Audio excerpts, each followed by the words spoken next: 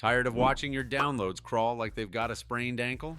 Meet your new best friend, Internet Download Manager, or IDM for short. In this quick tutorial, I'll show you how to install it on Windows. Let's get started.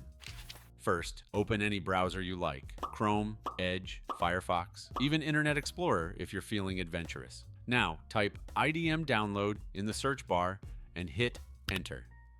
Click the first link. It should take you to the official website. You'll see a button to download. This is a 30-day free trial.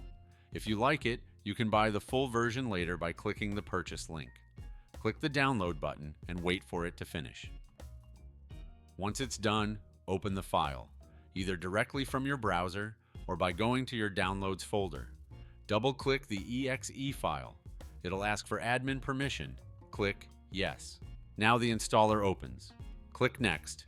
Agree to the license terms, check the box, and keep clicking Next until installation begins. Done? Great. Click Finish. Now search IDM in the Start menu. And there it is. Open it up. You're all set. Bonus tip. But hey, before that, if this helped you, give the video a like. And if you've got questions, drop them in the comments below. Now back to the bonus. To let IDM automatically catch downloads, go to your browser. You might see a pop-up saying the IDM extension is disabled.